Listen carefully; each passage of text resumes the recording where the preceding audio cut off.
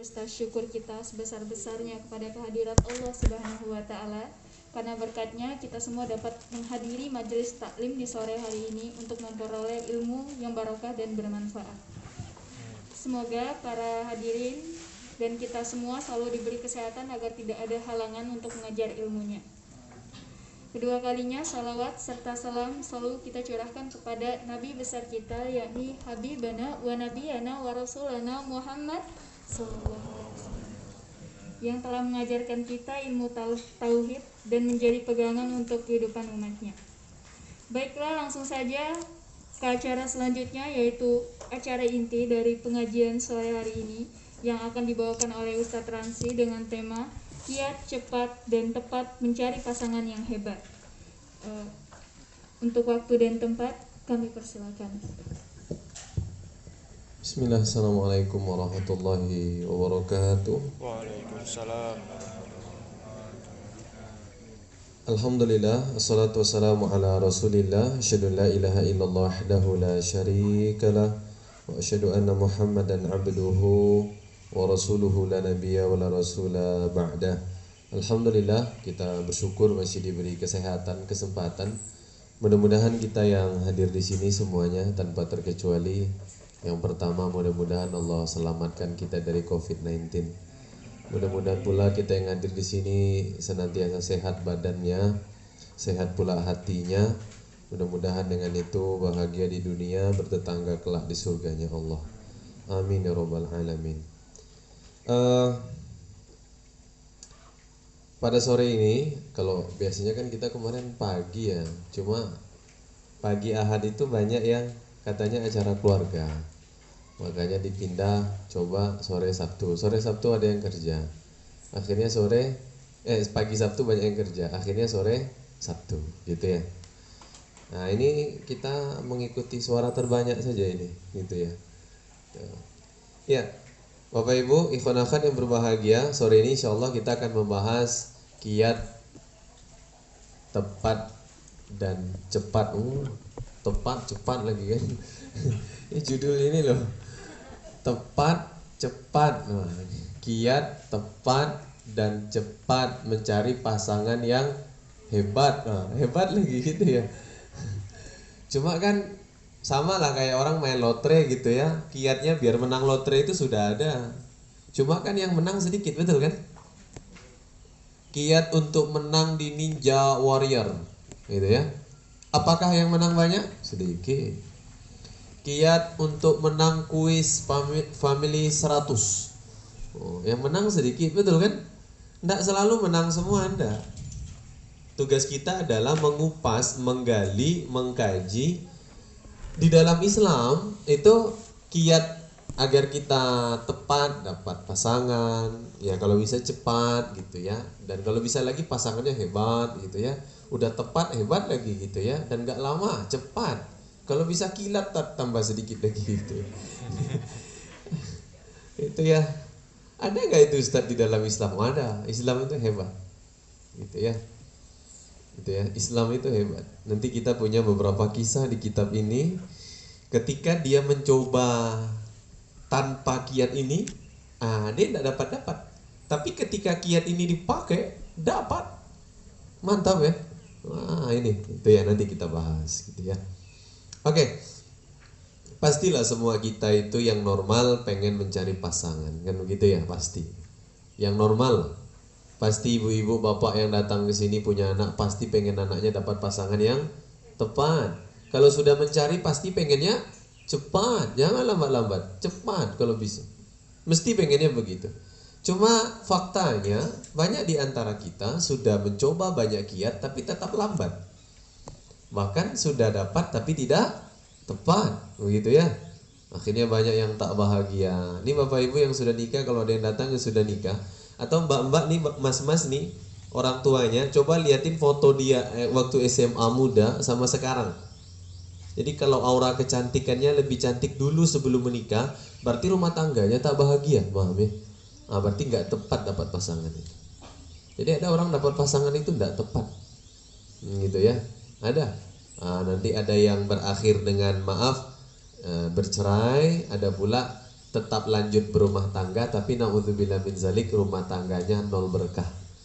Gitu ya. Oke. Kita langsung saja Ustaz. Ini kan sore, waktunya kita nggak bisa panjang. Kalau pagi bisa 2 jam. Gitu ya. Oke, kiat yang diberikan oleh Islam pertama kali di dalam kitab Liman Yuriduz Zawad wa Tazawwad ditulis oleh Syekh Fuad Soleh. Ada seorang sahabat Nabi, tampilannya bukan lagi pas-pasan, tapi dianggap jelek. Namanya Julaibib. Julaibib. Julaibib. Nah, namanya Julaibib. Julaibib ini secara tampang jelek. Gitu ya. Terus ketemu sama Nabi Muhammad SAW. Tanya sama Nabi, Bib, namanya kan. Nggak mungkin Jul, nggak enak kan. Lai nggak enak juga kan. Bib lah gitu ya. Bib. Bib nanti Habib tak. Nggak, ini Julaibib. Udahlah. Julaibib. Nah gitu ya, panjang dikit. Nanti Bib banyak yang tersinggung kan. Ya, Jul gitu ya. Oh iya, belum dipasang. Oh, banyak yang biasanya. Suaranya Ustaz gitu ya. Gitu ya. Oke, dipanggil lah. Julaibib, kata Rasulullah. Ya Rasulullah, kamu ini udah nikah belum? Belum ya Rasulullah. Ada pengen nikah? Ada. Kok belum nikah? Nah, biasa kan? Pengen nikah kok belum nikah? Itu kenapa? Kan begitu kan? Dijawablah sama Julaibib. Ya Rasulullah, aku kan secara parasku ini cukup pas-pasan. Ya, pas-pasan arahnya ke jelek. Gitu kan? Harta pas-pasan, berat ke miskin. Gitu ya.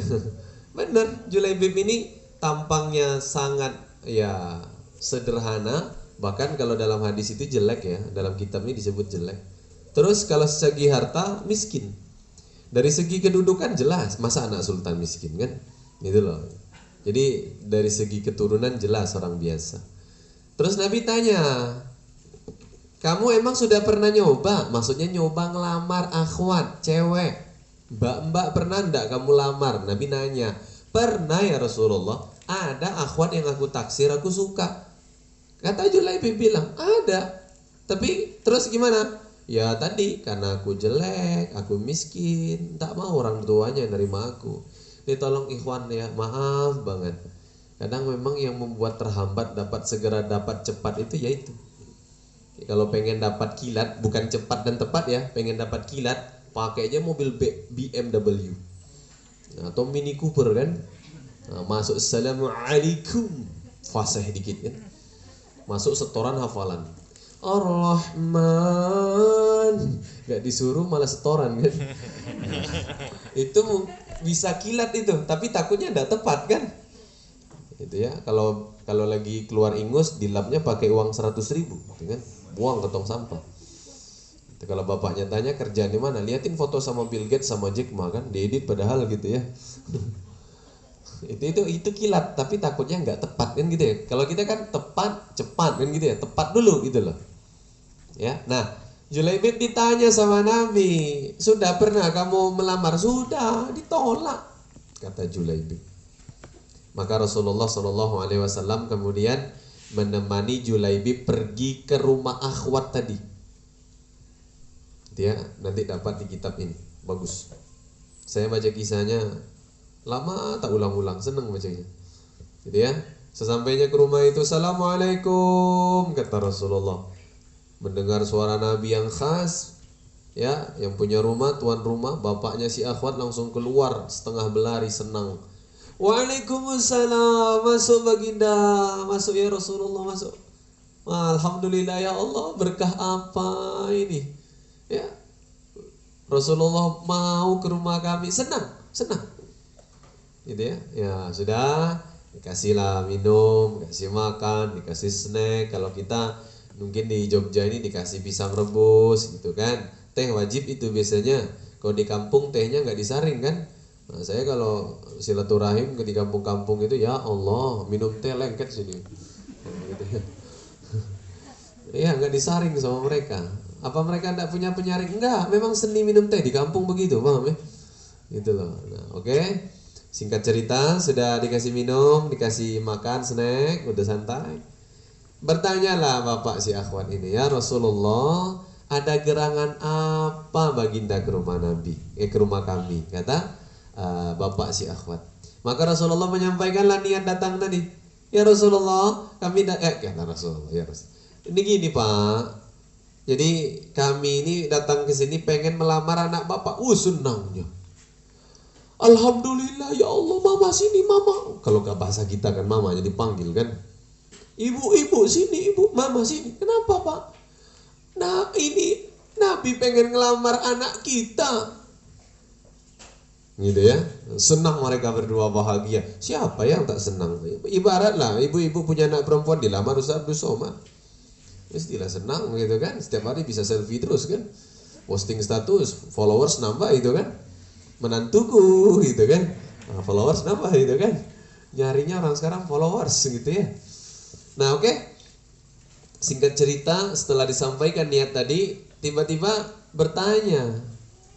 Ya, bertanyalah si bapak tadi, ya Rasulullah, engkau melamar putri kami untuk siapa? Ditanya. Jadi melamar putri ini untuk siapa? Ditanya.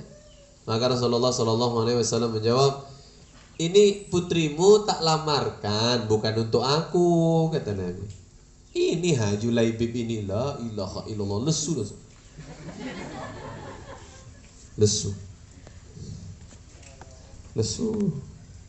Aduh mah tak jadi mah. Julaibib rupanya mah. Tak ada yang lain ya Rasulullah. Tak ada ini untuk putrimu yang paling pas. Tak Rasulullah. Maka melihat kondisi itu, si bapak dan si ibu pergilah ke belakang diskusi sama putrinya. Maka si putrinya keluar suara dari kamarnya berkata, kalau orang kita mama, papa gitu ya, ayah, bunda, pak, bu, cuy gitu kan. Pak, bu, bukankah Allah berfirman, kalau sudah Nabi menentukan, memilihkan, maka tak ada lagi pilihan bagi orang muslim kecuali memilih apa yang dipilih oleh Nabi. Jadi kita tidak bisa nolak Pak, Bu, ikut yang kata Nabi. Kalau memang jodohku Julaibib ya sudah. Tambah lesu orang tuanya. Aduh, keturunan kita nanti gimana gitu ya. Ireng pendek gitu, pesek gitu ya. Ya, tapi tadi si putrinya bilang gitu, ya sudah nikah. Siangnya pesta, malam malam pertama kan, jangan ditanya lah, kita nih nggak malam pertama ini ya. Nanti mungkin suatu hari kita bahas lah tentang malam pengantin gitu ya. Ya, malam pertama ada panggilan perang. Akhirnya Julaibib belum sempat menyentuh istrinya, memutuskan untuk pergi berperang dan syahid di medan perang. Jenazah Julaibib dimandikan oleh para malaikat dan bidadari, subhanallah. Lihat Julaibib pas usaha sendirian, gak dapat ya, ditolak ya. Tapi giliran sama Nabi langsung diterima ya. Itu apa Ustaz kiatnya kalau begitu Ustaz?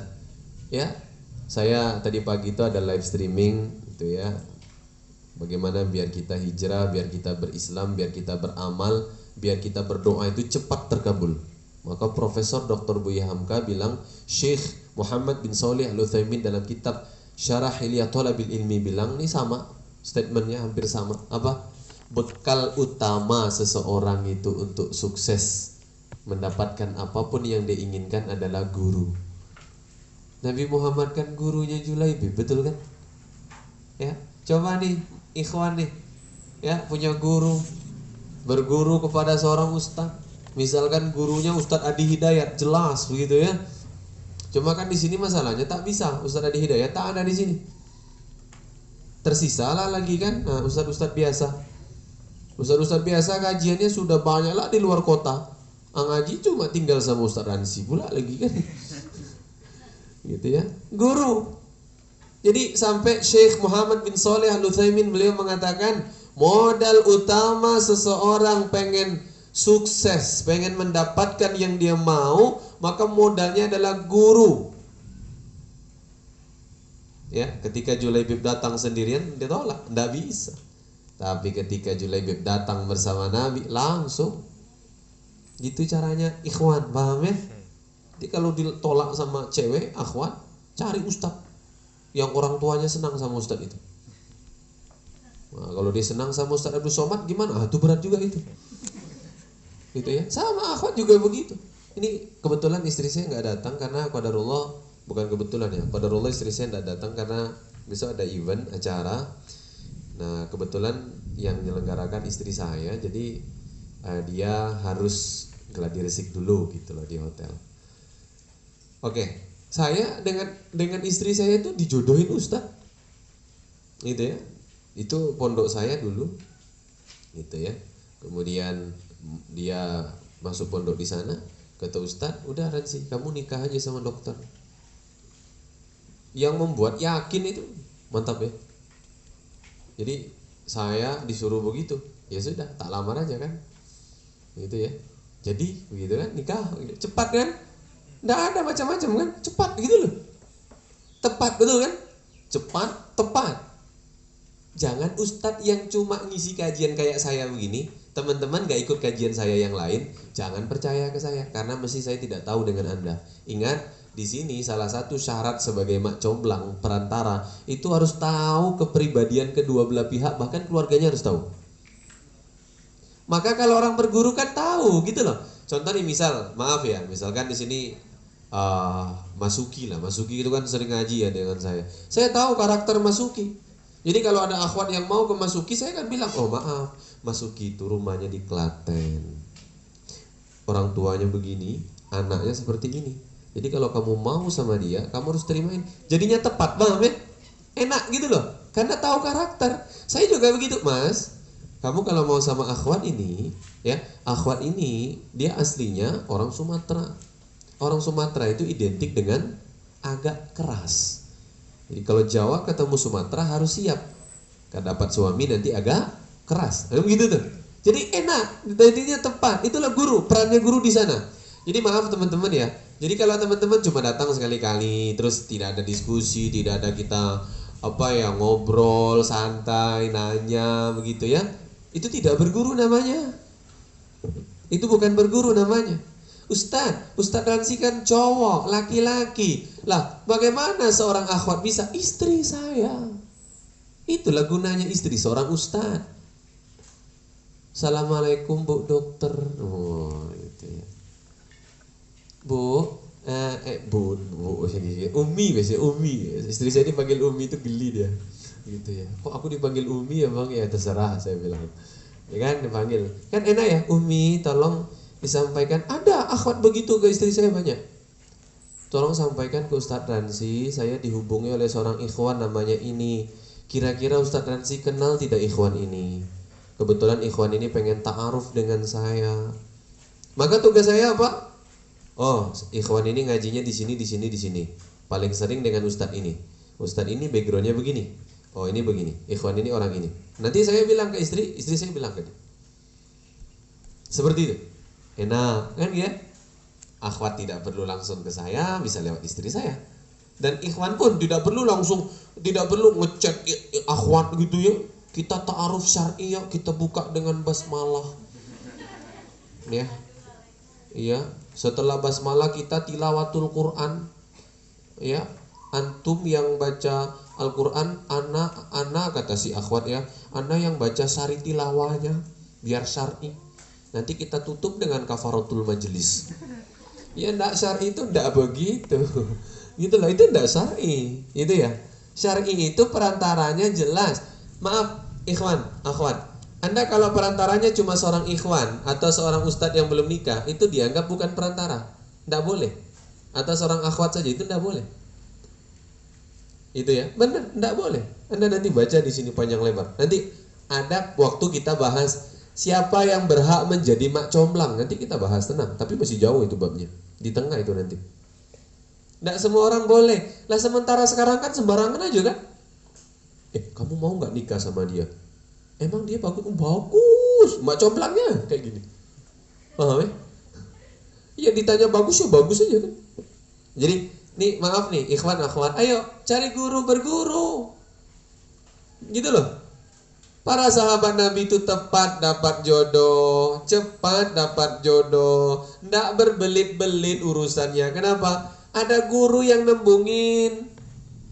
Ya, guru yang tanda kutip datang ke orang tua yang siapa nih? Akhwat misalkan datang, Pak, ini Mas ini Pak ngaji dengan saya. Sudah lama ngaji dengan saya ini Pak, belajar baca Al-Quran dengan saya, sering membantu dakwah saya, baca Al-Qurannya bagus Pak. Dia alhamdulillah ibadahnya bagus Pak. Saya boleh bilang begitu karena dia selalu datang Pak, selalu ketemu saya, sering kalau safar kemana-mana sama saya Pak. Begitu Ustaz ya. Nah, saya tahu ini masnya ini pengen ngelamar putri Bapak. Gimana itu Pak? Oh Ustaz, kalau Ustaz memang sudah bilang baik, insya Allah kami nerima. Enaknya gitu ya. Kalau Ustadznya tidak datang langsung, ya memberikan namanya siasat, strategi, gitu ya, strategi siasat. Ya, saya punya tuh jamaah yang murid. Jadi dia itu setiap hari, setiap hari dia tuh punya list jadwal harian, sholat 5 waktu, sholat sunnah, baca Al-Quran, kajian, kemudian baca buku harus ada, olahraga, semua ada listnya. Jadi seminggu sekali dia setoran ke saya. Ya, saya bilang, Mas, maaf ini nggak baca buku. Kenapa?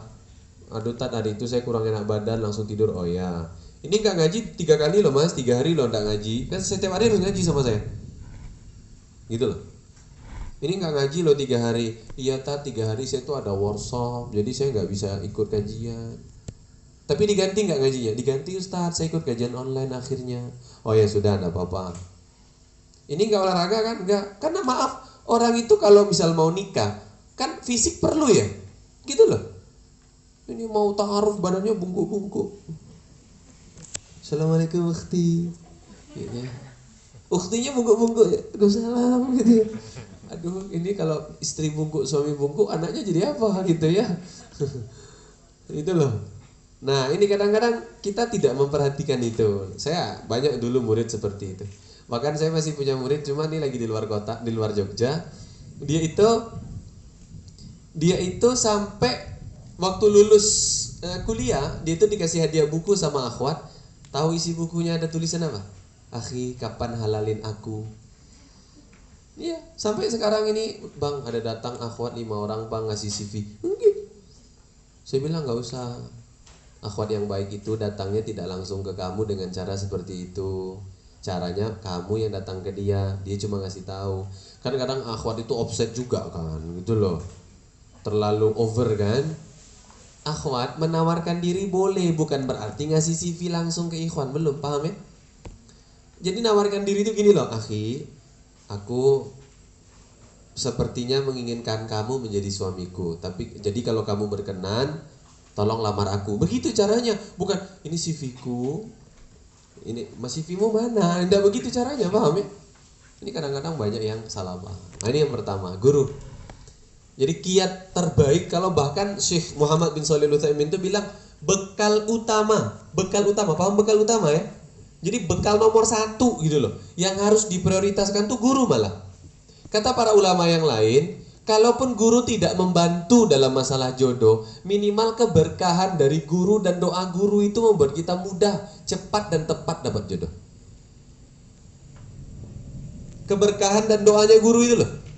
Ustadz, tolong anak ini, maaf ya tak cerita, lupa saya. Ada jamaah kajian dulu sering ngaji sama saya itu ada masjid di Concat sini gitu ya. Nah, dulu sering ngaji dengan saya. Jadi dia tuh baru ta'aruf gagal, akhirnya patah hati. Nanya, Ustadz, anak baru patah hati Tat. Itu ngaji terus rajin. Itu rajin ngaji di mana saya mesti ikut dia. Gitu ya. Sebelum lockdown itu ngaji terus sampai udah nikah ngaji terus dengan saya. Istrinya dibawa ngaji. Gitu ya. Nah, qadarullah singkat cerita, dia tanya, Ustadz, saya habis gagal ta'aruf, Ustadz, apa yang harus Anda lakukan? Saya bilang, kamu jangan keta'aruf lagi, nanti aja. Gitu Tat? Iya, enggak boleh. Seorang ikhwan, akhwat habis gagal langsung ta'aruf lagi itu enggak boleh. Tenang dulu, jangan langsung, udahlah langsung tancap gas, mau membuktikan bahwa dia dulu salah. Itu salah, paham? tenangin dulu. Ibarat air sedang keruh, tenangin dulu biar kelihatan mana air, mana debu. Gitu loh, oke? Saya bilang tenangin dulu, kamu ngaji terus aja. Saya bilang, siap tak? Ngaji terus. Gitu ya. Singkat cerita, tiba-tiba dia bilang, Ustadz, ada nih Ustadz akhwat yang mau tak lamar Ustadz. Gimana menurut Ustadz? Diceritakan sama saya profil si akhwat itu. Gitu ya. Saya bilang, enggak apa-apa mas, antum tembungin aja ke orang tuanya. Doakan anak ya Ustadz ya. Dia bilang, insya Allah. Dia pergi, saya doakan ya Allah mudah-mudahan dipermudahlah jodohnya. Saya yakin bukan hanya doa saya ya. Saya yakin mungkin doa orang tuanya, doa temannya, betul kan ya? Doanya dia gitu loh. Tapi salah satu yang berdoa kala itu saya, oke? Itu tak lama dia bilang, Ustadz nanti saya nikahnya di ini. Kalau Ustadz bisa datang, Ustadz jadi tausiah nikah gimana? Aduh maaf, di jadwal yang sama saya sudah terjadwal ngisi di tempat lain. Ya udah tak apa-apa, doakan saja. Nikah cepat gitu loh.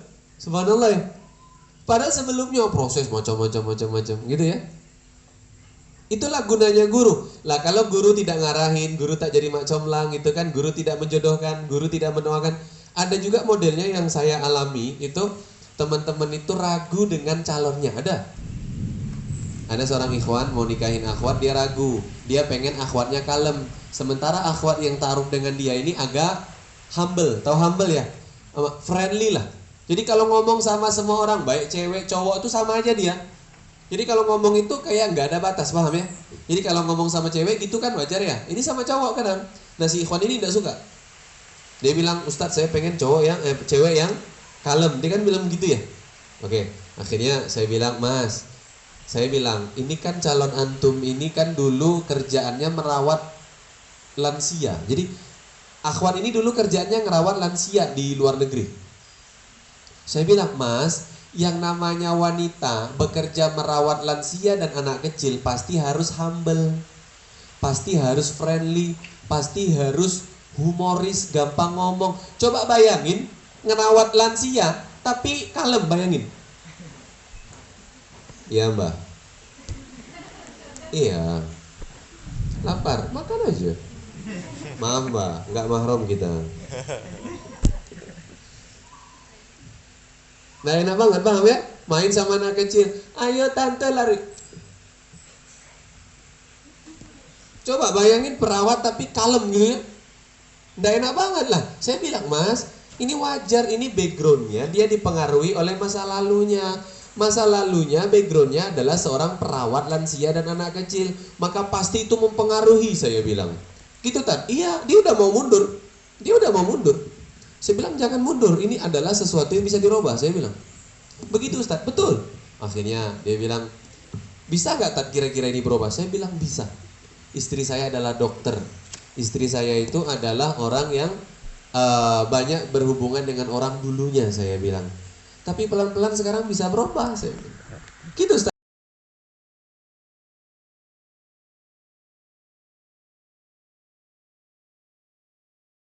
Jadi kadang-kadang guru itu fungsinya seperti itu. Itu makanya modal utama kalau mau kayak gitu guru. Masalah orang kita ini malas berguru, betul? Lebih suka datang tabligh akbar. Ustadz kondang gitu kan ya. Semangat itu. Hah? Paham ya? Itu kita itu. Ayo. Mungkin sedikit di antara kita ini yang mampu menyelesaikan sebuah disiplin ilmu kepada gurunya. Lompat sana, lompat sini, lompat sana, lompat sini. Kan gitu ya? Ya, ada yang bahkan itu menyelenggarakan kajian tapi penyelenggaranya juga ada dapat ilmu, ada juga kan? Ada, itu loh. Wah ini subhanallah berkah ini. Mudah-mudahan kita yang hadir ini semuanya yang sudah menikah mudah-mudahan rumah tangganya sakinah mawaddah warahmah. Mudah-mudahan yang belum nikah segera Allah pertemukan dengan jodoh yang terbaik. Kalau pengen cepatin, kalau pengen nanti ya nanti aja. Gitu ya. Kan mana tahu kan masih pengen kuliah. Kita lanjut. Itu ya, itu modal utama kita. Jadi kalau pengen Ustadz, bagaimana kiat saya biar tepat, cepat dapat jodoh, dapat pasangan yang hebat? Guru. Dekatin guru, miliki guru, cari guru. Ustadz, kembali ke akhwat Ustadz. Kan sebaiknya kepada ustazah, kata Ibunda Aisyah, ni'matun nisa nisaul ansor lam yamna'hunna Al-haya ayatafaqahna fid din. Sebaik-baik wanita adalah wanita Ansor. Mereka tidak terhalang oleh malu untuk memahami agama. Wanita Ansor itu belajarnya ke Nabi. Nanya ke Nabi, ke istri Nabi. Tidak malu mereka belajar. Gitu ya. Tuh, ini yang pertama. Gitu ya. Kiat berikutnya,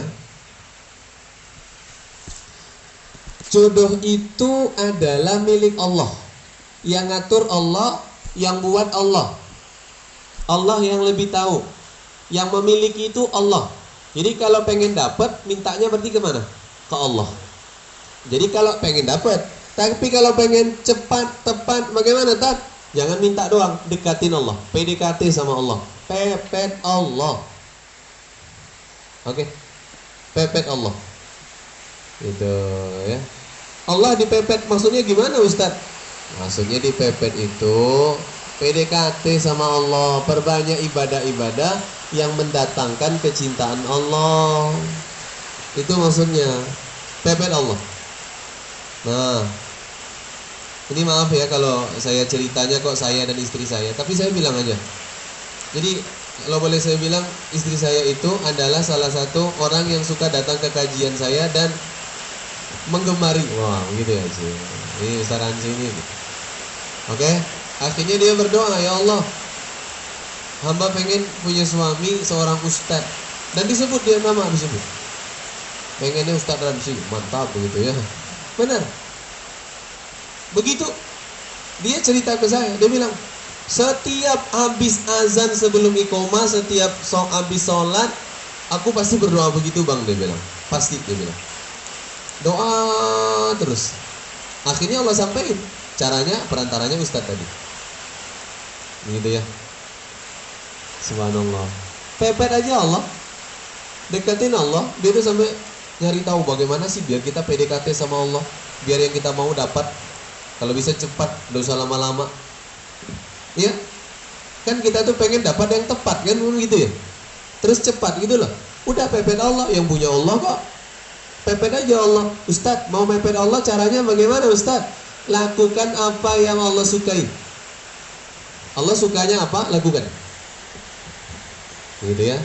Allah maunya apa? Lakukan. Allah nggak sukanya apa? Tinggalin. Allah bilang jangan. Kata Allah jangan pacaran. Wala taqrabuz zina. Jangan kamu pacaran, jangan. Nanti dapat cepat tapi nggak tepat. Nauzubillah kan? Oke? Nauzubillah min zalik. Cepat dapatnya tapi nggak tepat, gitu loh. Kita nanti itu materi berikutnya karena ada hak yang harus dipenuhi kan. Gitu ya. Dia cepat dapat tapi nggak tepat. Nauzubillah kan? Kita pengennya tepat cepat. Jadi pepet Allah. Apa yang Allah senangi lakukan. Kata Allah tutup aurat, tutup. Sholat tepat waktu, sholat tepat waktu. Start lagi di perjalanan beda, sampai baru sholat kan begitu. Itu beda. Ya. Allah melarang, Allah bilang jangan. Contoh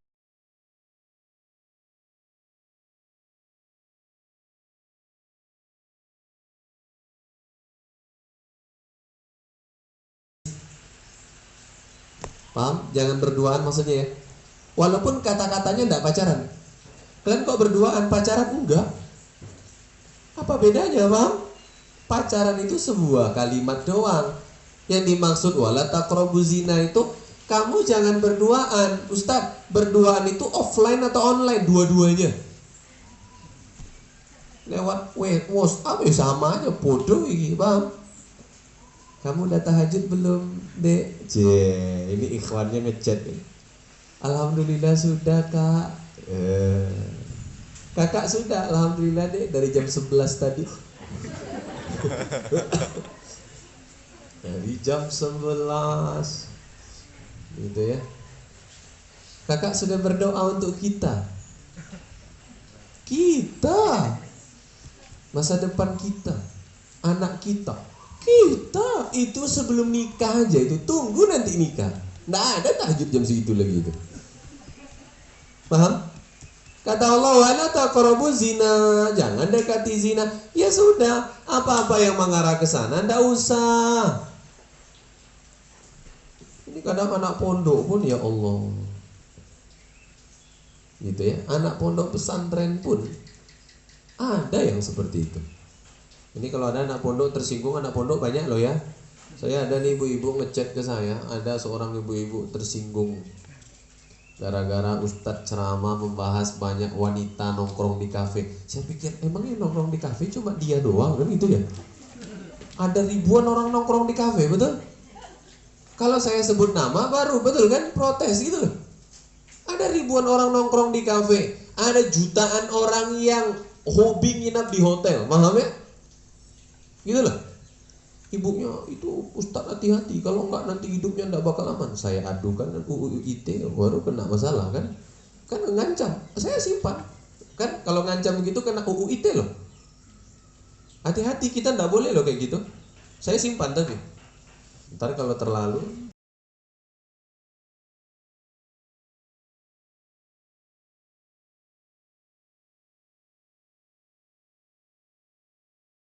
gitu loh. Cuma saya pikir ya udahlah, nggak apa-apa. Yang terpengaruh nggak ngaji nggak apa-apa. Atau dulu zaman Nabi juga Nabi digituin kan ya? Ya, gitu kan? Dihasut-hasut orang biar nggak ngaji, betul kan? Kira-kira yang dihasut Abu Lahab itu selamat nggak kira-kira? Ya enggak kan? Gitu loh. Tapi kalau dia dihasut ngaji tempat lain, ustadznya lebih baik, nggak apa-apa, lebih bagus lagi, lebih senang kan? Nggak ada yang benar cuma di sini kan? Nggak ada kan?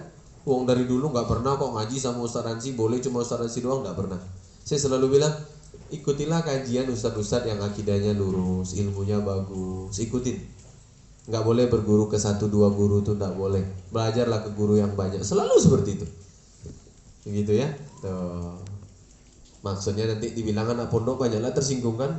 Aku anak pondok nih Tat, gitu ya. Kalau disebut nama pondoknya boleh lah. Ini tak. Tapi maksudnya jangan kata orang umum, anak pondok aja dia begitu kan? Kok ustadz tahu saya anak pondok? Teman-teman saya melakukan gitu ya. Ini chat sama anak-anak adok apa namanya dok? Adok gitu sih, yang agak celing-celing sedikit kan. Wah, dipupuk kan nanti kalau sudah besar gitu kan. Ada itu kejadian dan itu banyak. Ini Allah tidak boleh, kata Allah jangan. Maka walaupun dapat cepat mesti tidak tepat. Paham ya? Kita butuhnya tepat dan cepat. Dan pasangannya bukan sembarangan pasangan, tapi pasangan yang hebat. Apa bedanya pasangan biasa dengan pasangan hebat? Pasangan hebat itu ya kita salah pun dia tetap sabar, itu hebat. Kita kurang pun dia tetap sabar, itu hebat. Giliran kita punya lebih sedikit dibesar-besarin, itu hebat. Yang gak hebat itu punya salah kecil dibesarin, punya baiknya banyak dikecilin. Itu ndak hebat itu. Ya. Giliran istri salah sedikit cemberutnya 2 jam. Gitu ya.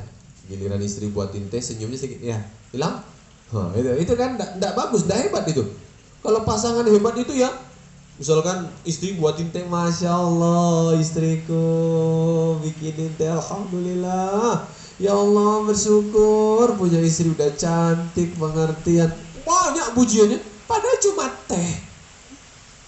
Itu pasangan hebat begitu. Wanita mana yang gak senang digituin? Sebaliknya kan, suaminya pulang tepat waktu karena istrinya pasangan hebat begitu ya. Ya Alhamdulillah ya Allah, suami hamba pulang dengan selamat. Suami mana yang gak suka digituin? Ditunggu di depan pintu, disambut dengan senyum, sudah mandi, sudah wangi, rumah sudah bersih, sudah rapi, disambut, Assalamualaikum, Masya Allah suamiku tercinta, Alhamdulillah, dipijitin, senangnya gitu ya. Sini dek, oh, enak ya, sini dek, pindah sini dek. Suaminya gak berpikir pula kan. Dia pikir mungkin istrinya tukang pijit gitu ya. Nah ini nih, pasangan hebat tuh begitu. Bukan cuma dapet kayaknya bagus gitu ya, cepat, bukan, tapi pasangannya hebat. Maka guru modal utama. Kemudian kita perlu mendekati Allah, PDKT sama Allah, mepet Allah. Ustadz, kenapa guru nomor 1?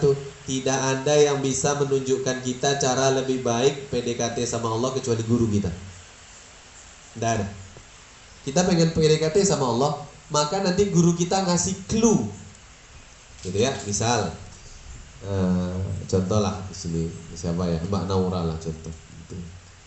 Mbak Naura ini kan orangnya suka sedekah, jadi PDKT sama Allah dengan harta saja. Begitu guru gunanya untuk itu. Karena kita semua ini tidak bisa ngetuk pintu langit pakai tahajud tuh, ndak semua kita bisa. Paham maksudnya ya? Tidak semua kita pula bisa mengetuk pintu langit dengan doa, nggak semua kita bisa. Ada orang kalau berdoa mustajab, betul kan? Kalau berdoa tuh bagus, enak. Tapi nggak semua orang bisa begitu. Paham? Nah, peran guru itu di situ. Mas Fuad ini kan orangnya bagus di IT. Maka PDKT sama Allah adalah berdakwah via IT itu, Mas. Ajarin anak-anak muda bagaimana buat konten yang bagus, bagaimana berdakwah lewat internet yang bagus itu gimana, bagaimana biar dakwanya ini bermanfaat luas. Wah, dia di situ. Itu PDKT-nya begitu. Setiap orang beda. Kalau Abdullah bin Mas'ud PDKT sama Allah tahajud.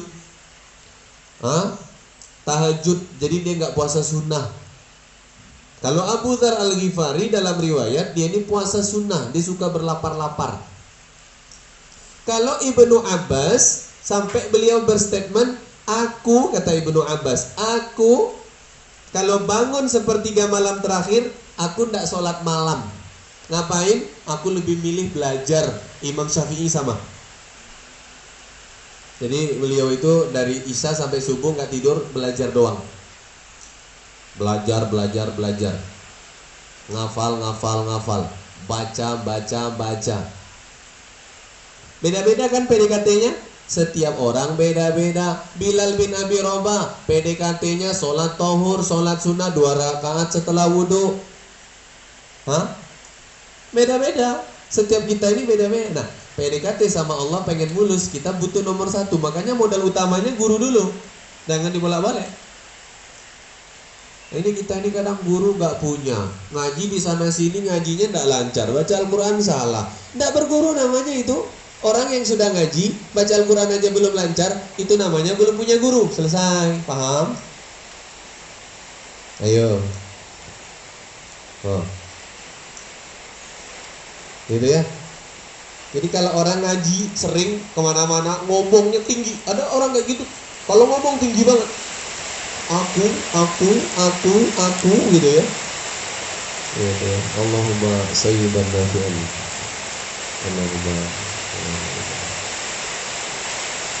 Ya, ini mudah-mudahan hujannya membawa berkah. Gitu ya.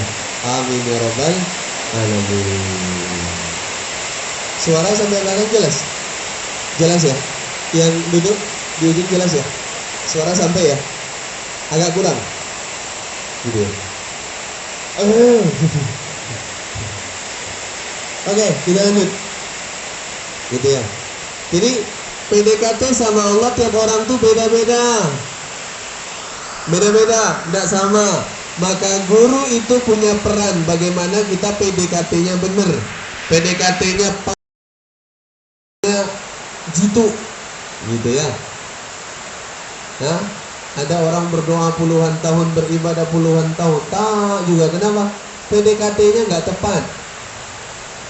Ini ya. 2, 3.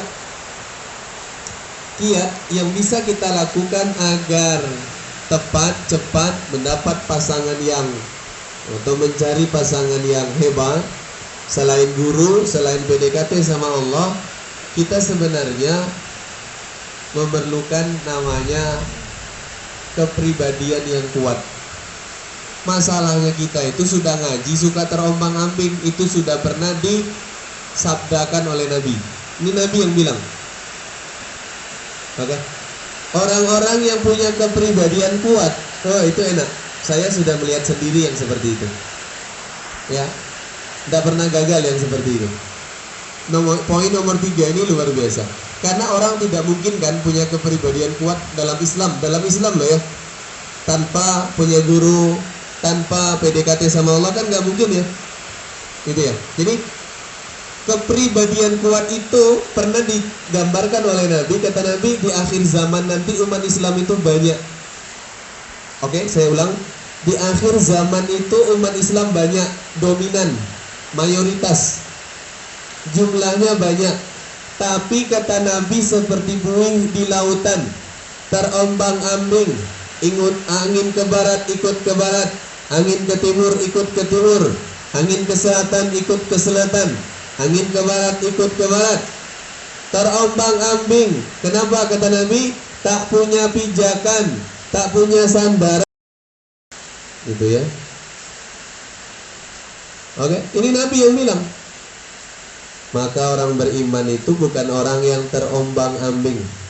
Orang yang beriman adalah orang yang punya kepribadian yang kuat dalam berislam. Nah, mereka ini lebih cepat, lebih tepat dapat pasangan, lebih cepat. Kata para ulama sampai seperti itu. Kalau kita membaca kitab tentang akhir zaman, kitab akhir zaman kalau kita baca, itu ketika membahas umat Islam terombang-ambing, tahu penyebabnya apa? Satu, salah ngaji. Saya pernah bahas itu di kajian akhir zaman, judulnya bad teacher. Jadi di akhir zaman banyak bad teacher, banyak guru, ustadz, kiai, mubaligh, dai berceramah, mengajarkan ilmu tapi tidak benar. Nabi yang bilang itu, min asyratis sa'ah ayyul tamasal ilma indal asagir.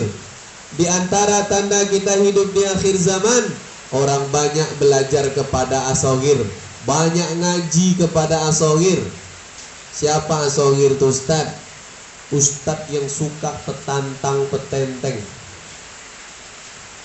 ngomong tinggi, dasarnya tak ada, ilmunya tak ada, sumbernya tak ada, pijakannya tak jelas. Judulnya tentang pemuda yang berperan, bukan baperan. Sibuk cerita baperan terus. Ketawa, kalau ketawa ada dasarnya, tidak petantang petenteng, itu tidak ada masalah, boleh-boleh saja. Gitu ya. Nabi yang bilang, nanti di akhir zaman itu banyak orang belajar kepada asogir, ilmunya sedikit, ngomongnya tinggi. Nah itu asogir, tak ada dasar, nyampaikan Al-Quran bacanya salah, kalau bacanya benar tafsirnya tidak tahu, nyampaikan hadis syarahnya tidak jelas, diriwayatkan siapa tidak tahu. Padahal para ulama sepakat menyampaikan hadis doif itu hukumnya haram tanpa disebutkan kedoifannya. Berapa banyak orang kita menyebut hadis tidak disebut itu hadis doif atau sahih, betul? Itu penyebabnya sembarangan ngaji. Ngaji bukan sekedar ngaji. Orang kalau ngaji udah sembarangan, tak hati-hati mencari guru. Mencari guru tidak hati-hati, maka efeknya dia tidak punya kepribadian yang kuat. Terombang-ambing, tidak punya pegangan. Orang kalau punya pegangan itu kan kuat. Mau diteror, mau dicaci, dimaki, tetap on the track. Gitu ya. Tetap. Orang ngomong dak enak, yang follow dikit, yang like dikit, yang view dikit, tetap on the track. Pribadinya kuat. Nah, mereka ini yang sukses, mereka ini yang tepat dan cepat ketika mencari pasangan yang hebat. Saya sering sekali menemukan orang seperti ini. Di antaranya saya punya ustadz lulusan Yaman, bagus. Sampai hari ini namanya masih harum di Yaman, karena beliau ini yang menghafal Sahih Bukhari, guru hadis saya. Nah ini kemarin ada adik kelas saya baru pulang dari Yaman cerita, "Bang, abang kenal ustadz ini?" "Oh iya, ngajar kemarin kan di Pasca." "Iya, itu bang namanya masih harum loh bang di Yaman." Saya bilang, iya, bagus beliau, subhanallah. Begitu pulang, dia bilang, "Saya mau nikah. Saya mau nikah." "Kamu mau yang bagaimana?" "Yang penting akhwat dan mau sama aku yang miskin." "Udah, cukup." Miskin iya, ilmunya banyak kan. Udah, begitu nikah, dia dapat akhwat anak orang kaya raya. Terus orang tua si akhwat ini memberikan usaha kepada si ustadz. Ustadznya nggak menjalankan usaha, tidak. Ustadz kan berdakwah terus, beliau ngajar, nulis. Beliau nulis buku segini tebalnya, cuma 1 bulan. tebalnya segini. Takhrij hadis, bukan ngarang indah, paham ya? Mentakhrij hadis setebal ini sebulan tok, keren ya? Begitu beliau nikah, sudah nikah. Maaf, ustadz saya ini hidungnya pesek, badannya pendek, kulitnya ireng. Ustadz saya ini, anaknya putih-putih semua. Saya pikir nggak mungkin ikut bapaknya, wow. Paham ya? Cepat dapatnya, tepat gitu loh. Kenapa? Punya kepribadian yang kuat. Saya punya juga ustadz, beliau ini ustadz nasional, sebenarnya terkenal ini beliau. Cuma saya mau nyebut beliau nggak enak ya. Beliau itu begitu pulang dari Mesir, kalau yang ini dari Mesir, guru juga, guru saya juga.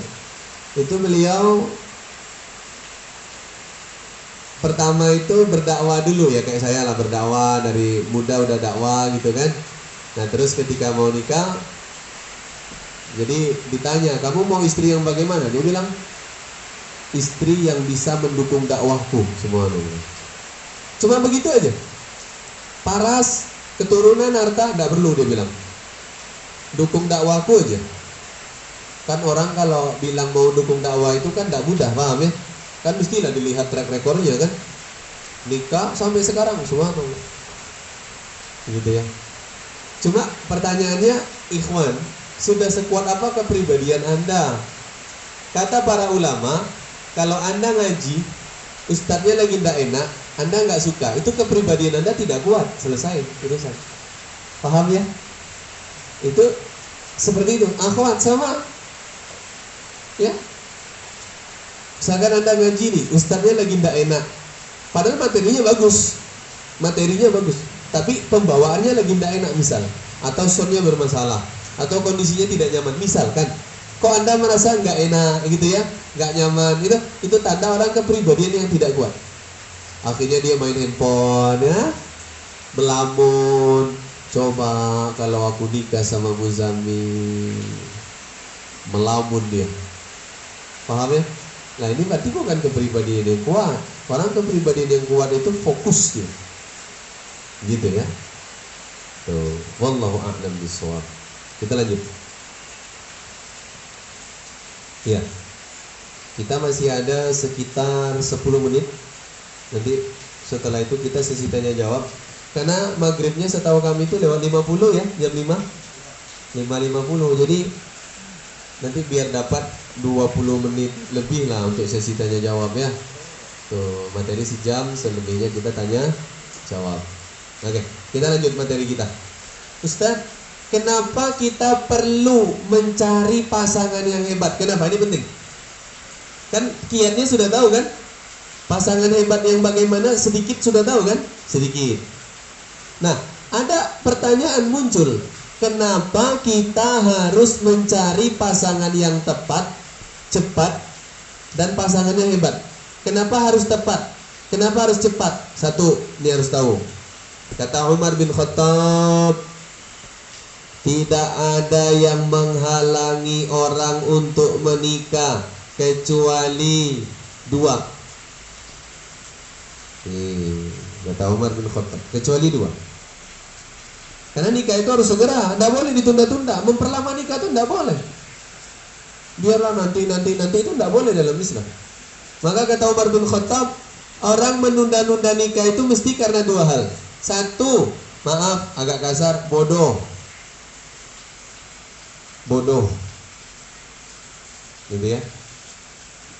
Jadi orang yang menjomblo lama-lama itu jangan sok-sok pintar. Umar bin Khattab bilang bodoh, paham ya? Umar bin Khattab loh, jangan salah saya juga nanti lagi. Tolong bilang Ustadz Ransi itu ya, dakwah jangan nyindir-nyindir saya. Siapa lo gitu ya. Benar ada yang begitu ada, tak simpan tak screenshot. Gitu ya. Kecuali kan saya sebut nama kan gitu ya, enak. Ini enggak. Ini kan kita tadi cerita tentang maaf bahwa orang yang suka menunda, orang tidak segera menikah itu kata Umar bodoh. Umar yang bilang. Satu bodoh, yang kedua apa? Lemah. Cuma dua ini yang menghalangi orang segera nikah. Jadi kalau ditanya kepada saya, kenapa Ustadz? Judulnya itu kiat ya, tepat, cepat mendapatkan atau mencari pasangan yang tepat. Kenapa? Karena kita harus cepat, tidak boleh memperlama, itu tidak boleh bermain-main, nunggu-nunggu gitu ya, santai, tidak berusaha giat untuk mencari jodoh yang tepat, itu tidak boleh dalam Islam. Satu. Yang kedua, kenapa harus tepat? Kenapa jodohnya, pasangannya harus hebat? Karena itu hak anak. Ikhwan, anak Anda itu punya hak, ibunya harus solehah. Akhwat, anaknya Anda itu punya hak, bapaknya harus soleh. Paham ya? Itu hak anak. Gitu ya. Itu hak anak. Tuh. Itu hak anak. Jadi kenapa harus pasangannya tepat? Kenapa harus dapat pasangan yang hebat? Kenapa? Harus tepat. Kenapa? Karena itu hak anak. Itu yang pertama. Tolong dicatat. Gitu ya. Itu hak anak. Ini tidak boleh akhwat cari sembarangan tuh, tidak boleh. Cari yang bagus. Jangan, oh dia ini presiden BEM ini, belum tentu bagus. Paham ya? Ini followersnya banyak, belum tentu bagus. Ya, orang non muslim followersnya juga banyak-banyak. Gitu kan? Pendosa followersnya banyak. Gitu loh. Jadi karena itu hak anak, maka nanti anak akan minta pertanggungjawaban. Pak, kenapa bapak nikah sama mama dulu? Mama ini kan tidak bagus, nah gitu loh. Nanti bakal begitu. Itu hak anak. Yang kedua, kenapa kita harus tepat memilih pasangan? Karena itu perintah Allah. Allah yang perintahkan itu. Jadi kalau diperintahkan berarti wajib. Jadi kalau kita sengaja milih pasangan asal-asalan, dosa. Kalau tadi hak anak, kalau sekarang ini perintah Allah. An-Nisa yang ketiga, fankihu ma taba lakum. Wajib bagi kalian kalau mau nikah itu pilih, cari yang tepat. Tidak boleh sembarangan. Ma taba lakum yang tepat. Tiga, kenapa harus tepat mencari pasangan? Kenapa? Karena itu juga perintah Rasulullah. Nabi yang perintahkan, ikhtaru linutofikum al-mawadi as-salihah. Wajib bagi kalian memilih. Bagi laki-laki nanti maaf banget, kemana air mani mau ditumpah. Bagi perempuan, air mani mana yang akan diterima. Itu wajib. Kata Nabi, pilih. Tak boleh sembarangan. Tak boleh perempuan sembarangan. Laki-laki pun begitu. Tak boleh sembarangan mencari istri. Gitu ya. Itu diantaranya. Gitu. Dan masih banyak sih sebenarnya di sini pembahasan. Masih banyak sekali. Gitu. Tapi karena waktu kita cukupkan dulu. Nanti setelah ini kita sesi tanya jawab. Harapannya kenapa langsung segera tanya jawab? Jujur lebih ke pengen kita waktu tanya jawab lebih banyak gitu loh. Pengennya gitu sih. Agar nanti kalau banyak pertanyaan bisa kita jawab bersama. Gitu ya.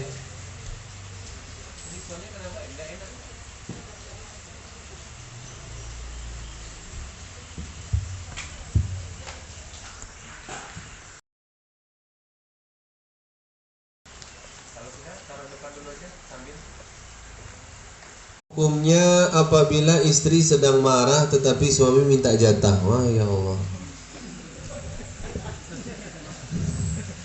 Itunya dinaikin ya tadi, ngeper suaranya. Itu yang hitam sana loh, yang ke bawah itu. Cek. Ya. Ya. Cek.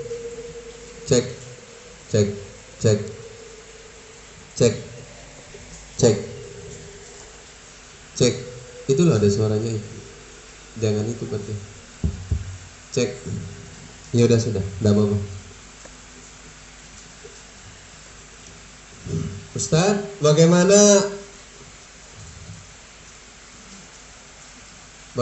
kalau ada istri lagi marah, suami lagi marah, tapi tiba-tiba minta jatah?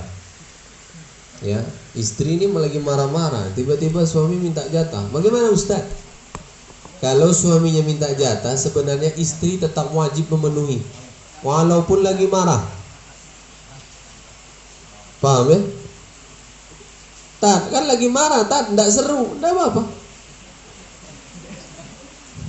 Kadang-kadang ada orang marahnya hilang gara-gara itu. Paham Bapak Ibu ya? Nah itulah, enggak apa-apa. Gitu. Tapi suami nih Pak dan calon suami, kalau istri lagi marah janganlah minta dulu, tenangkan sedikit. Ini lagi marah. Yuk sayang yuk. Ya Allah. Paham ya? Untuk sisi perempuan, istri, kalau kok misalkan minta gitu kan, ya udah layani.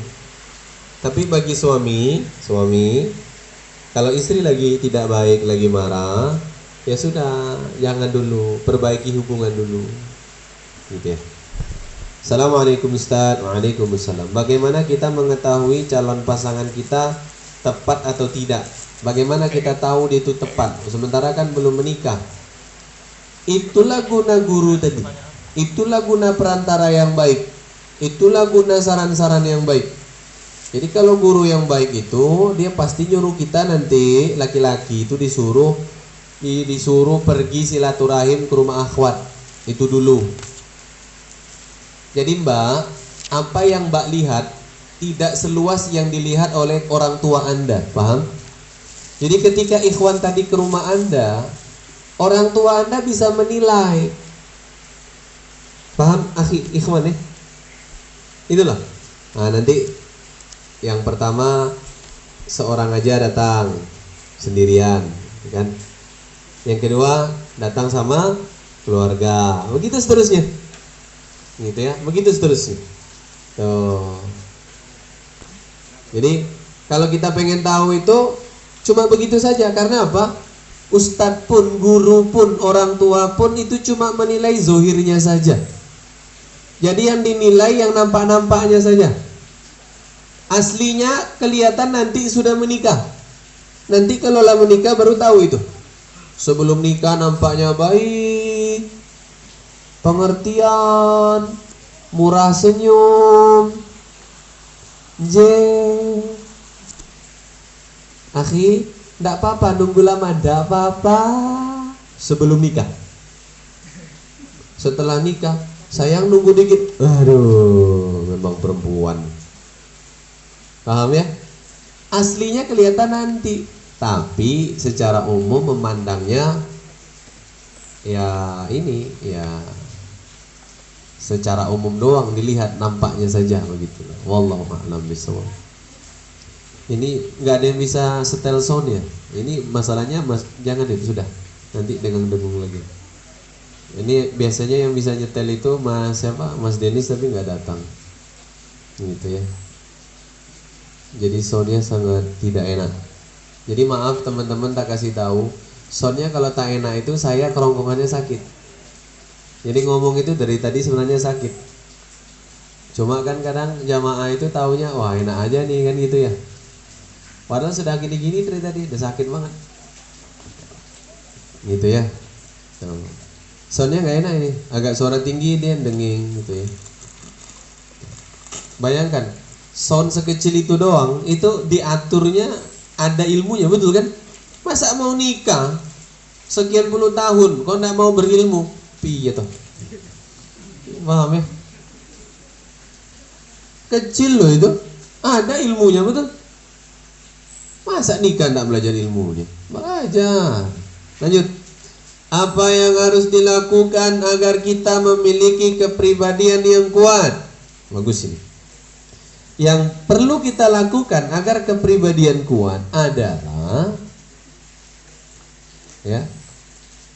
Tadi kita udah bahas ya, kenapa dia tidak punya kepribadian kuat? Karena salah pilih guru, betul? Sembarangan ngaji, betul? Maaf, pengen lihat orang kepribadian tidak kuat, lihat kalau datang ngaji tidak catat. Itu kata Sufyan Ats-Tsauri. Tanda kehinaan datang kajian tak buat catatan. Mau lulus pondok, mau hafiz Al-Quran, podo iki. Hafiz Al-Quran tuh harus catatan lebih banyak daripada orang biasa. Makanya kalau ada orang bilang, bagaimana Ustaz? Jangan, saya bilang, belum ini. Kepribadiannya tidak kuat, saya bilang. Gitu ya. Sufyan Ats-Tsauri yang bilang. Yang bilang itu Sufyan Ats-Tsauri. Tanda kehinaan datang kajian tak buat catatan. Jadi kalau pengen kepribadiannya kuat, semangat datang ngaji, semangat mengambil ilmunya. Ah, ini tadi tentang ini, catat. Oh, tentang ini, catat. Posisi tanya jawab bagian ini catat. Masya Allah. Ya, kata dosen saya, ini dosen ilmu public speaking. Wah, beliau ini trainer internasional. Jadi suatu kali di kelas beliau ini ada mahasiswa tak mencatat. Maka kelas dihentikan, beliau agak marah berkata, pilih kamu atau saya yang keluar kelas, kata beliau. Diam semua. Gitu ya. Diam semua. Terdiam. Maka kemudian beliau berkata, Pak dosen saya ini, saya tidak pernah melihat orang gagal adalah melainkan orang yang tidak menghormati ilmu, kata beliau. Kalau pengen punya kepribadian kuat, hormati ilmu. Ya, ilmu tuh nurullah kok, cahayanya Allah. Lah Anda tidak mau nyimpan ilmu, tidak semangat nuntut ilmu, sudah nggak punya kepribadian kuat, susah. Ya, oleng sana, oleng sini, oleng sana, oleng sini, gitu ya. Ikut ya, bantu dakwah kami, nanti umroh gratis, mau ke sana semua nanti itu kan. Hah? Oleng sana, oleng sini. Orang kalau kepribadian kuat tuh enggak, aku di sini. Aku berkomitmen bahwa aku membantu dakwahnya di sini. Mau di sana itu hujan uang, hujan tiket umroh, biarin. Aku di sini saja. Itu kuat. Itu ya.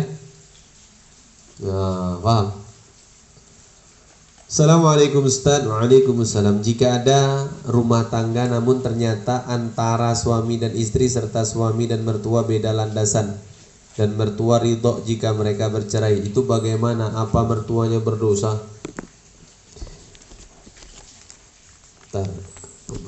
Suami, istri serta suami dan mertua. Berarti ini kan mertua ini orang tuanya istri kan ya? Orang tuanya suami.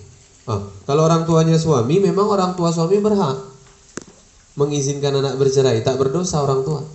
Tapi kalau orang tua istri, keren banget gitu ya.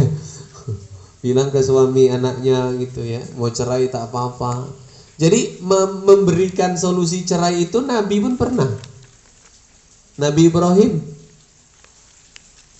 cerai kan, Nabi Ismail kan cerai. Abu Bakar As-Siddiq anaknya disuruh cerai. Dalam riwayat bahkan Umar bin Khattab juga pernah melakukan yang sama. Jadi orang tua laki-laki, orang tua suami itu memang punya hak kalau memang paham agama untuk mengambil tindakan. Jadi kalau anaknya Abu Bakar itu kan namanya itu yang Abdullah atau Muhammad begitu, saya lupa, kayaknya yang Abdullah. Nah, dia itu punya istri, istrinya paling cantik di kota Madinah.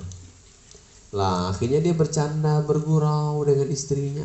Azan belum ke masjid. Telat enggak, cuma azan itu masih canda sama istri di rumah. Abu Bakar dengar.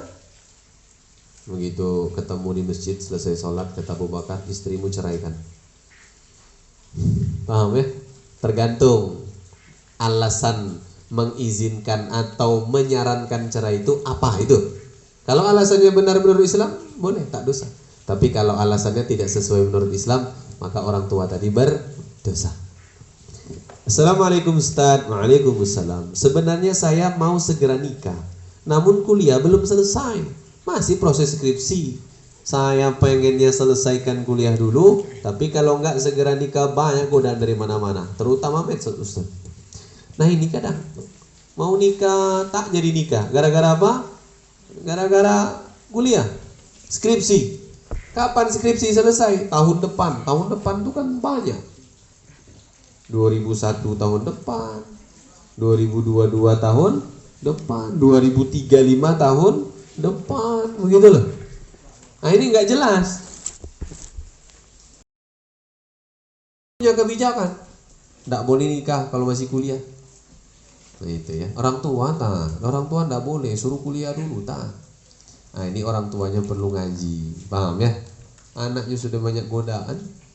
Nah maka yang harus dilakukan oleh orang yang mengalami ini, berkonsultasi dengan orang tuanya.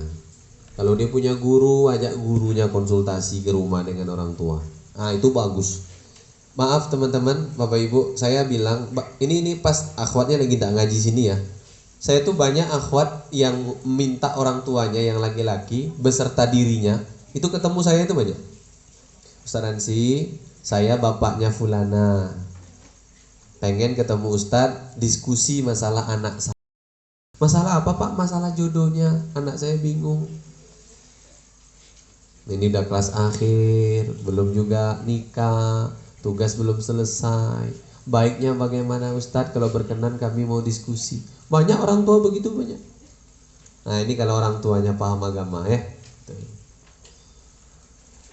Ustadz, bolehkah saya memilih pasangan dengan mendahulukan wajahnya, setelah itu baru imannya? Tak boleh. Karena sekarang banyak skincare, paham? Banyak face app, paham? Tidak boleh mendahulukan wajah, harus mendahulukan agamanya. Wajah itu bisa diperbaiki, kalau agama susah, apalagi kalau mendarah daging. Paham ya? Kulit gelap bisa terang sekarang, minum Baiklin. Bisa terang. Nah, maksudnya teman-teman kok apa ya? Melihat wajah dulu jangan. Islam mengajarkan kita adalah fazfar bidzatiddin taribat yadak. Pilih karena agama, pilih karena iman, wajah dapat, harta dapat, keturunan dapat.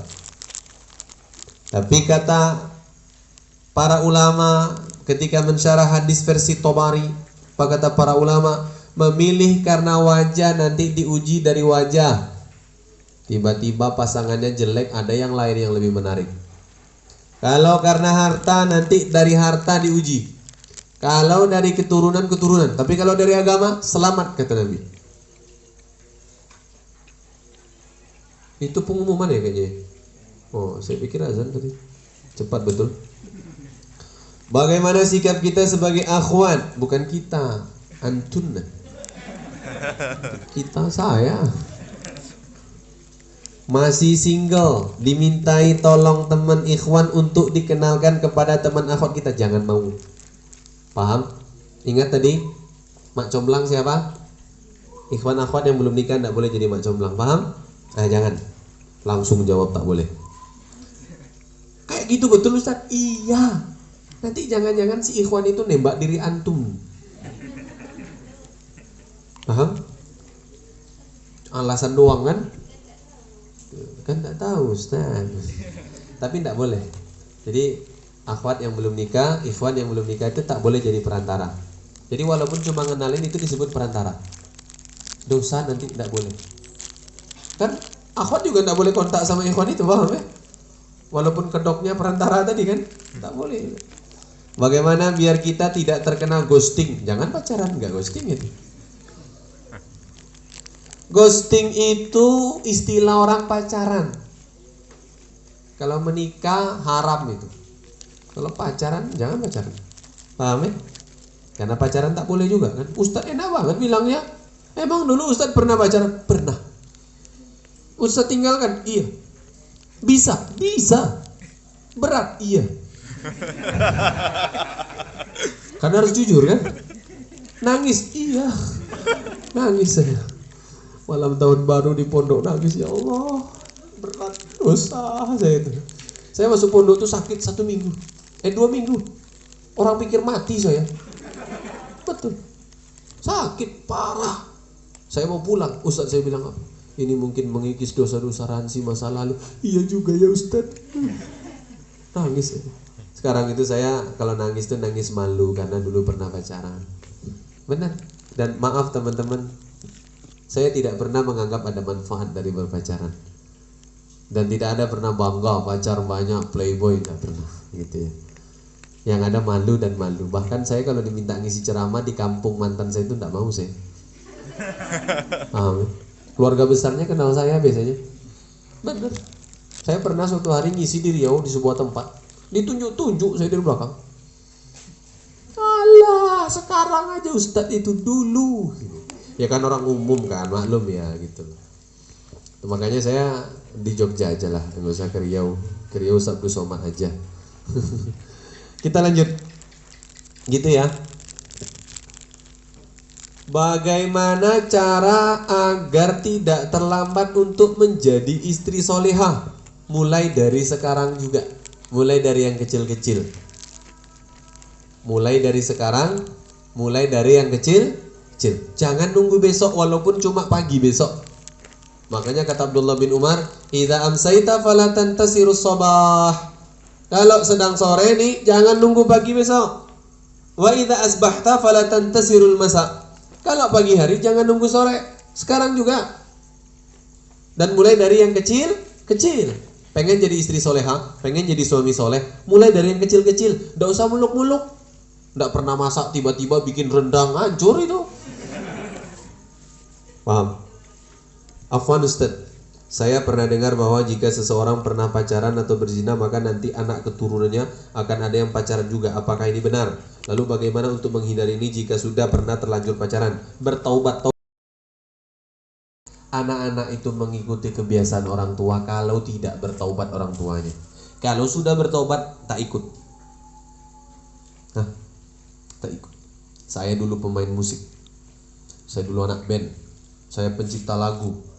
Finalis Provinsi Riau. Sudah mau rekaman di Jakarta saya. Album kompilasi. Punya grup band saya dulu. Anak musik saya ini. Main di panggung-panggung saya dulu. Anak saya gak suka musik. Gak suka deh. Saya tuh lagi main Lego sama anak saya, sama om-omnya, adik-adik saya berarti kan. Main Lego itu di ruangan bawah. Kan kita lagi main Lego. Sambil-sambil nyanyi saya. Nangis. Istighfar bah dia bilang. Anak saya itu paham. Istighfar bah dia bilang. Oke, paham ya? Bertobat. Taubatan nasuha insyaallah. Wallahu a'lam bissawab. Assalamualaikum Ustaz. Waalaikumsalam. Saya mau tanya umur berapa ideal untuk menikah? Umur ideal menikah itu perempuan di atas 20 tahun, laki-laki di atas 25 tahun. Itu ideal, paham ya? Di atas 25 laki-laki, di atas 20 perempuan. Di atas 20. Setahu saya pun peraturan Indonesia di bawah 20 itu dipersulit. Di beberapa daerah boleh. Assalamualaikum Ustaz. Waalaikumsalam. Untuk menikah lebih baiknya mapan dulu atau langsung nikah? Mapan menurut beberapa orang mungkin berbeda-beda. Mohon sarannya. Rasulullah SAW bersabda, "Ya ma'syarasy syabab, man istata'a minkumul ba'ah falyatazawwaj." Wahai sekalian para pemuda, kalau kalian sudah mampu ba'ah, maka segeralah menikah. Ba'ah itu bukan punya, bukan memiliki. Ba'ah itu mampu bekerja, mampu menyiapkan itu. Jadi bukan mapan. Nikah itu bukan nunggu mapan. Nikah itu sudah memiliki kemampuan bekerja dan bisa menghasilkan penghasilan. Itu berarti ba'ah. Berarti segera menikah. Nah, silakan nanti panjang lebar dibahas oleh Ustaz Muhammad Fauzil Azim dalam bukunya Saatnya Untuk Menikah. Nah, itu panjang lebar di situ dibahas tentang ba'ah. Gitu ya. Jadi ba'ah itu bukan punya harta, bukan punya mobil, bukan punya rumah, paham? Bukan punya tabungan, bukan punya sawah, apartemen, bukan. Tapi mampu menyediakan, mampu nyari rezeki, ada keterampilan itu. Assalamualaikum Ustaz. Waalaikumsalam. Ustaz, bagaimana cara tahu kalau pasangan kita ini hebat? Sedangkan setiap manusia itu tidak ada yang sempurna. Betul, tadi sudah dijawab. Betul kan? Jadi kita itu cuma bisa menilai orang sebelum nikah itu zohirnya saja. Guru kita pun sama, nilainya zohir-zohir saja. Taunya tuh nanti kalau sudah menikah baru tahu itu. Ya, terus yang membuat kita tahu dia hebat apa? Agama. Kalau agamanya hebat, pasti yang lain hebat. Umar bin Khattab pernah berkata, "Man dhayya'aha famasiwaha adya." Orang yang meremehkan sholat, selain sholat diremehkan. Orang yang meremehkan menutup aurat, selain itu diremehkan. Paham? Jadi kalau anda ikhwan melihat akhwat nutup aurat sembarangan, jangan. Itu bukan wanita hebat, bukan calon pasangan hebat. Paham ya? Jadi lihat agamanya. Kalau pengen tahu orang tua hebat, lihat agamanya. Lihat sholatnya, lihat berpakaiannya, lihat pergaulannya, lihat cara berbicaranya, lihat cara berbuatnya, bersikapnya. Lihat kemana dia pergi, lihat siapa temannya, lihat apa yang dia makan. Kok dia sembarangan makan bakso tepi jalan, mie ayam tepi jalan, tak ada dia hati-hati. Nah, ini bukan orang baik. Karena orang begitu tuh pasti makan hati-hati dia. Lihat halal ada nggak? Assalamualaikum Ustaz. Waalaikumsalam. Mohon nasihatnya.